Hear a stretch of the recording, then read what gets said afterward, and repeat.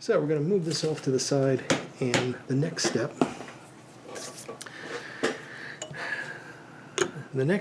is going to be the shank, the internals of the shank. And to clean that, we have our tapered, bristled, and fluffy pipe cleaners. I'm going to start with the bristled.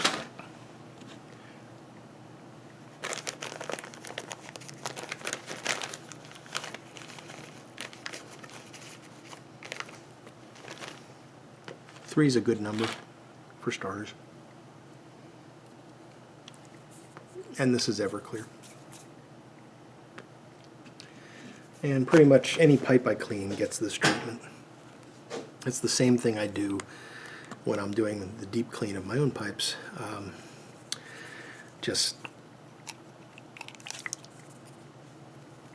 I'm probably going to use a lot more pipe cleaners on this one than I would on my own pipes.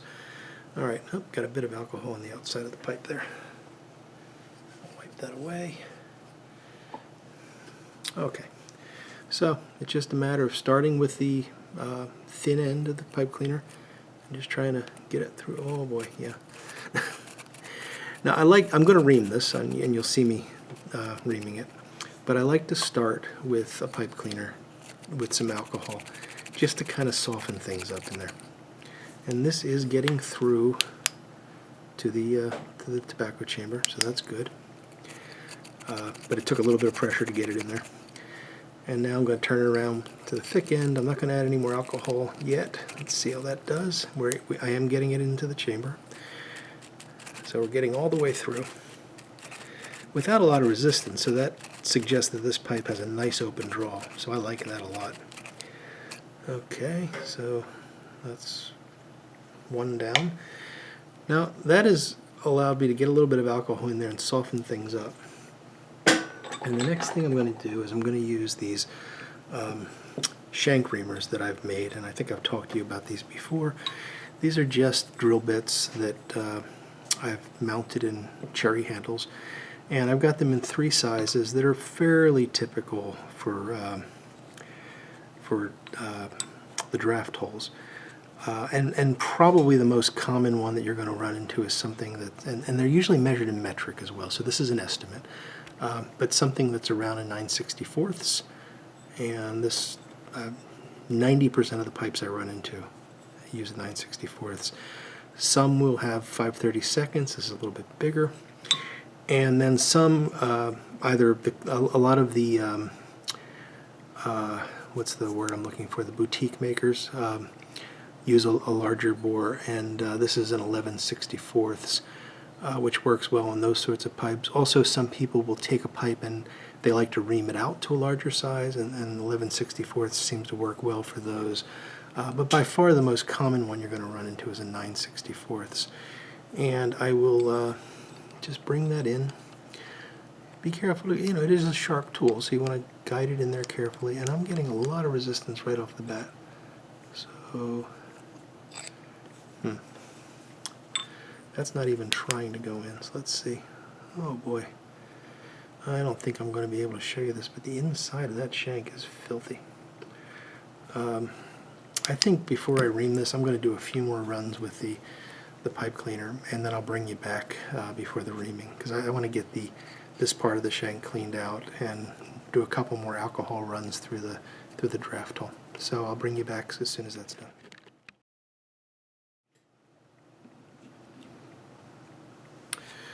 Okay, I've done some more work with that. It's not certainly spick and span clean, and by the way, I apologize about my hands being dirty, but this is what work looks like, guys. So I did just wipe them off as best I could, but I'm noticing that I've missed quite a few spots. Clean this out. I actually got a little brush out and scrubbed the shank out a bit, and you can see that's looking lovely. A couple more bristled pipe cleaners through there, and I think we've got it softened up and widened up enough now that the bit will go through. I've actually held a light in. Let me see if I can do this for you. I put the light in here, and then you can see the opening, and then you can bring and you can see it's not like This is terribly small compared to this bit, so I'm not going to be doing any damage by pushing this through. So I'm just going to go ahead and just gently drill it. Not applying a lot of downward force, letting the bit kind of carry itself through, because I don't want to sort of shape a new air hole. I want it to cut through the soft stuff. And you can see we are now into the tobacco chamber. One thing you want to be careful about if you're doing this, I stupidly am using brad point drill bits here. I should grind that off, because there is the danger if you slip going through that you'll wind up jabbing into the far wall of the tobacco chamber, and that would be less than a good thing to do. So we're through now, and I'm just going to keep running this in, backing it out until I can do it without turning it, and that's telling me that I've done a fairly good job of reaming that. And now we'll just take a look at what's come out, and yeah, it's more cake. Fantastic. Okay, so there's not a lot more that we can do with this size. Now the question is, does the next size up fit, or is it too big to go through there? And let's see, we're gonna, that is, boy, you can see that is actually a really nice open draft hole. I'm liking that. Yeah, and I think this will easily take the 5/32 as well. What you can do is you can look, you can place it in like that, and shine the light. You can actually rotate this, and you'll see the light coming and going as the bit rotates, telling you that there is clearance. It's a little hard to explain, but once you've done it, you'll know what I mean. And now we just go down there. Yeah, I've been thinking as I make these videos that it would be great to have one of those, endoscopes, like a fiber optic camera, which of course would cost me several $1,000s, and I'm not going to do it. But it would be really neat to be able to have a camera inside the tobacco chamber and see how this drill bit is sized against the draft hole. Okay, that went through without too much of a struggle. And it's very unlikely that this is any larger hole than a 5/32. So take a look at what we've got here.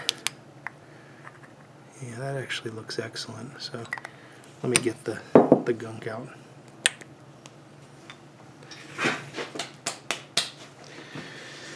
All right.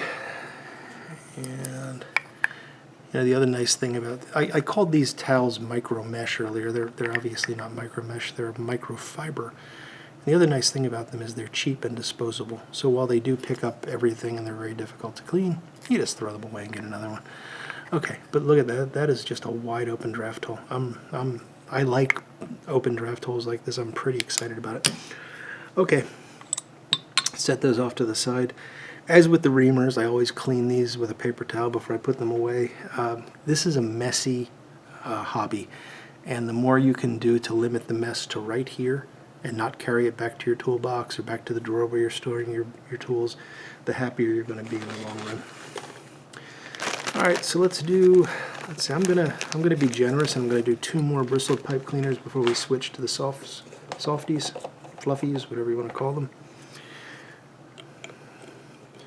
And because I know that's wide open, I'm going to go right in with the wide end. I've dipped this in the alcohol, and yeah, that goes right in with no resistance at all. I mean, it's scrubbing, which is good, but it's not any difficulty to push it in there.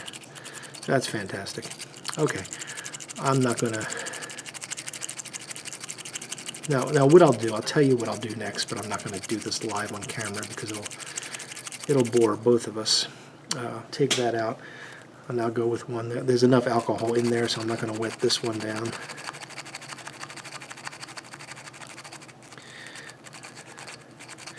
And what I want to do is I'm going to keep doing this until I can, pull this out and it is essentially clean. So there's no staining on that. And it will happen. It takes a long time. It takes a lot of pipe cleaners, as you saw at the beginning of this video. But I will be able to get this absolutely clean. And it's not surprising to me, based on how many pipe cleaners I had to use to clean the stem, that this was completely occluded. It actually was caked. There was it wasn't just tar, it was cake in the shank of this pipe.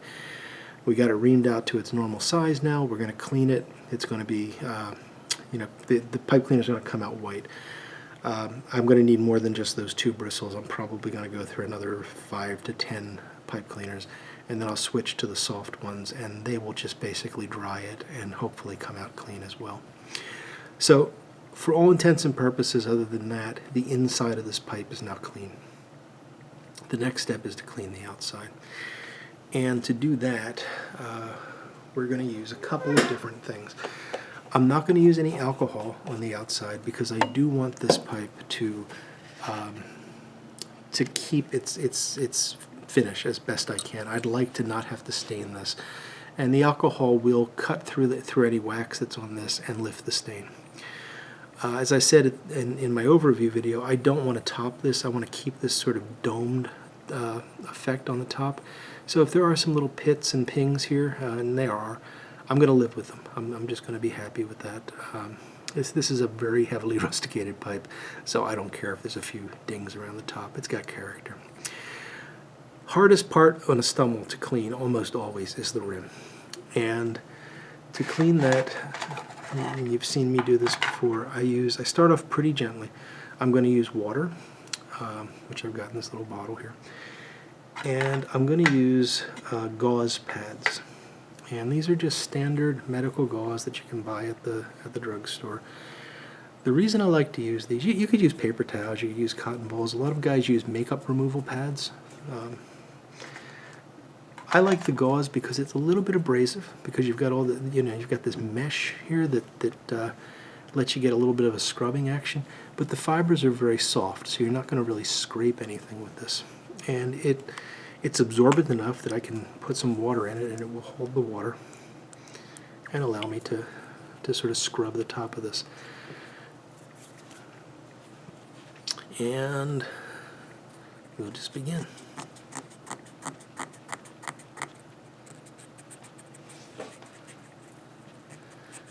And you can see right away when this gets wet, there is some nice grain structure underneath there, which is nice. It's always good to see that your pipe's not dull, boring, bland, but there's actually something going on there. It looks a little scorched here.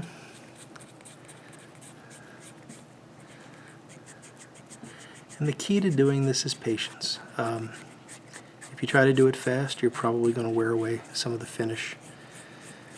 So just take your time and realize that you're, probably the better part of your evening, is if you're restoring this pipe, is going to be spent cleaning the rim.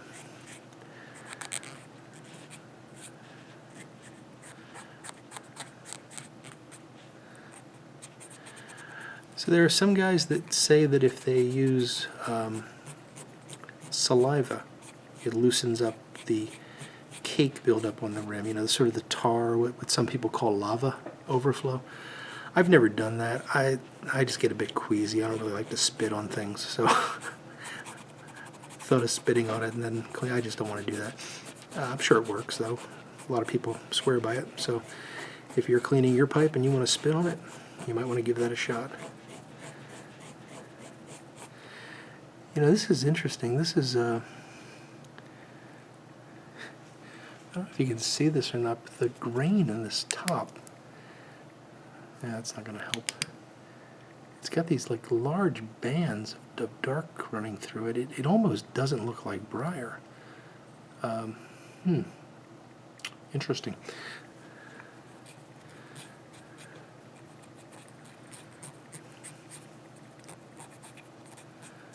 I'm guessing that's just an effect of the stain that was applied, because it's the only spot on the pipe that doesn't make me think it's briar. It's just odd. I don't often see those sort of. It looks almost like oak or something right there.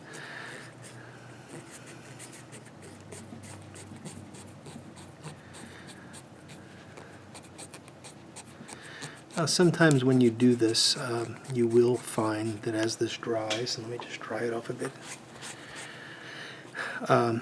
This is going to look duller than the rest of the pipe, and that's because you have essentially abraded away the wax. So I don't know if you can see that or not, but this is kind of dull and not shiny, whereas there's still some shiny here, and there's plenty of shiny here.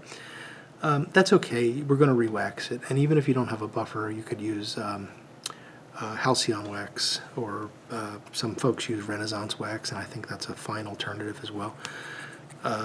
Any of these microcrystalline waxes. The only one you want to be careful about is there's one called Paragon, which is a great wax, but it's a harder formulation, and if you use that, it will, on a rusticated pipe, it will collect in the rustications, and it'll be very difficult to get the wax out, and it'll leave like a white film in the rustications. So if you got Paragon and you only use it on smooth pipes, it's a fantastic wax. It buffs up really nicely by hand, but don't use it on a rusticated pipe. The Halcyon is a softer formulation of the same stuff, and it works great on rusticated and smooth pipes. And Renaissance wax, I think, is actually what Halcyon and Paragon are based on. I don't think there's any great difference between them. Renaissance, I'm trying to remember, Renaissance does have something in it that the other ones don't, because it's used as a museum wax for conservators, but it's not anything that I think would cause any harm to the pipe.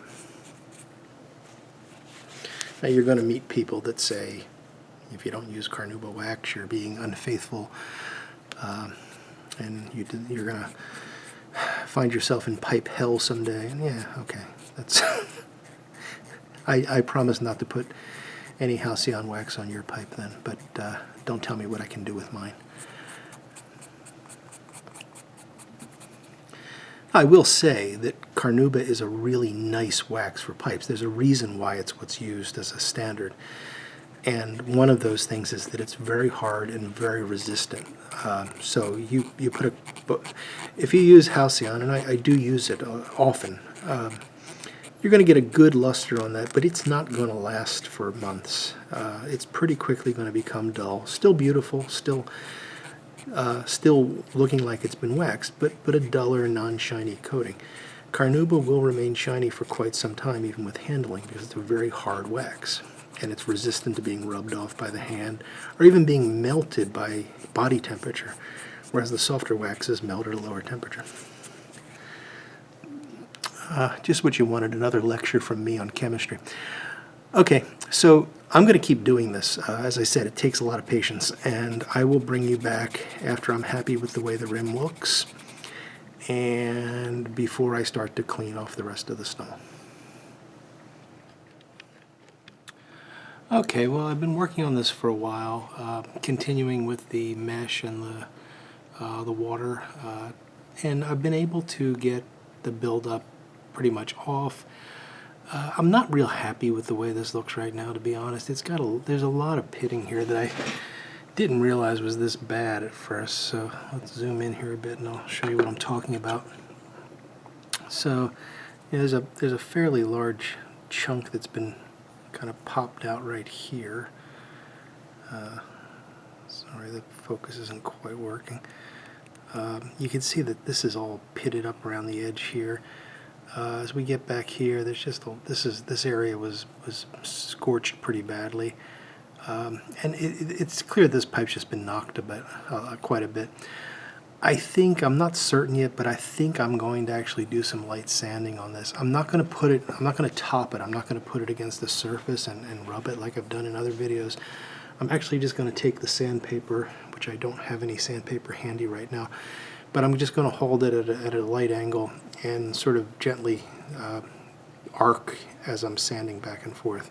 Try to maintain that dome, but just take a little bit of this briar off, mostly to get rid of those tiny pits that are difficult to see, but I can feel them. Just making this top very rough.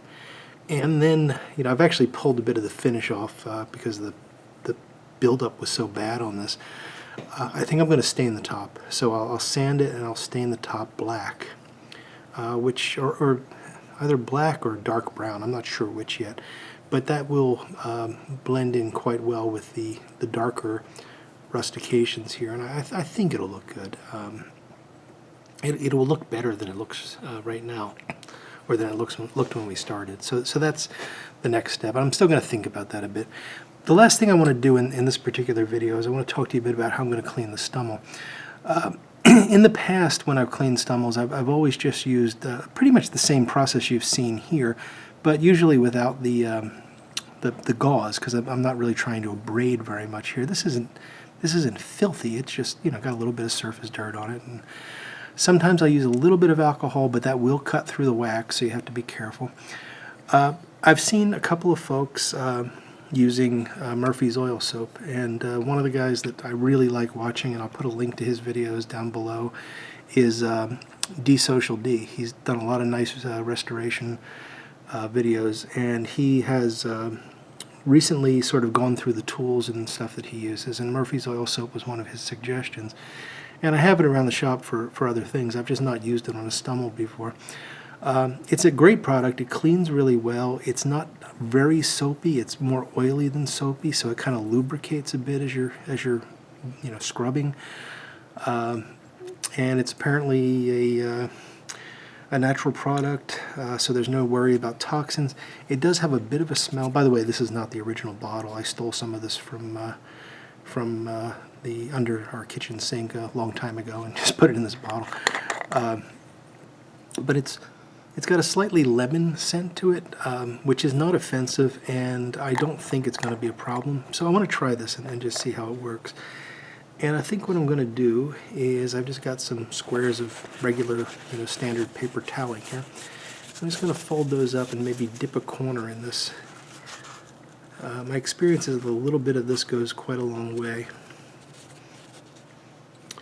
And we'll just go ahead and start to kind of rub it in. I'm not, you know, scrubbing this really. I'm more just kind of spreading it around right now. And yeah, you can see that's actually doing a really nice job of pulling the dirt off of that. And I'm just going to continue this. I'm not going to do anything more. If I find that there's some patches on this where it's just really not cleaning up, I might switch to some gauze just to get a little bit more of an abrasive effect. But otherwise, I'm going to do this, and then I'll probably use a wet cloth to take off the soap residue when I'm all done. But that's about it for the stummel. So once that's done, I've got a little bit of sanding to do on the top and the staining that I mentioned, and I've done that in other videos. If you want to see some information on staining, you can go to the LJ Peretti video where I believe I did a full stummel staining in that guy. And you know, while I'm doing this and thinking about it, and I know this video is getting a bit long, so I'm going to cut this short very soon.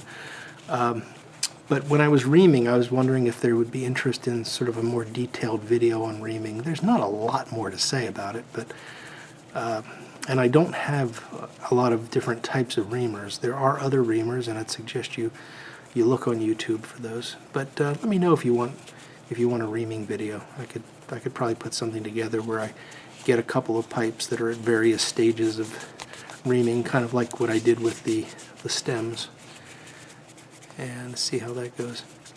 So yeah, this is actually working well. I appreciate the tip on this, Rennie, because it seems to be cleaning this nicely. And again, this was not a terribly dirty pipe to begin with, so we didn't need anything significant to clean it up. But yeah, I kind of like the way that's coming off. So I'm going to continue to do this. I'll probably put a little bit more of the Murphy's oil soap on here. Make sure I get into all these crevices, and then I'll switch over to a damp paper towel that's just damp with water, get the residue off. I will do this sanding and staining, and when I bring you back, we should be pretty much done, other than buffing and putting the stem on. So I have to decide how much more I'm going to do in this particular video, but I think I'm going to cut this now, or maybe I'll just continue and then decide later whether to make this a two-part video or not. I don't like to make them too long because I don't like to watch them when they're too long, but oh well, we'll see what happens. Anyway, guys, thank you for watching this far. If you've enjoyed this, please stay tuned, because the next week we should have the final video in this series. I'd appreciate you liking, commenting. I really like the comments, so please Let me know what you think. Let me know if you have other ideas or if you're restoring pipes. Definitely, if you're restoring pipes and I'm not subscribed to you, please let me know in the comments. And also, thank you for subscribing. I have gotten more subscribers. As I mentioned in another video, I really am having trouble figuring out how to not email, but direct message those folks to say thank you. But I hope you know that I appreciate it. And if I haven't subscribed back to you, let me know, because I'd love to see what you're doing. I try to keep up on that, but sometimes it gets away with me. Some days I'll get 3 or 4 subscribers, and I just don't have the time to go in and check them all. So anyway, thank you. Take care, and I will look forward to talking to you again soon.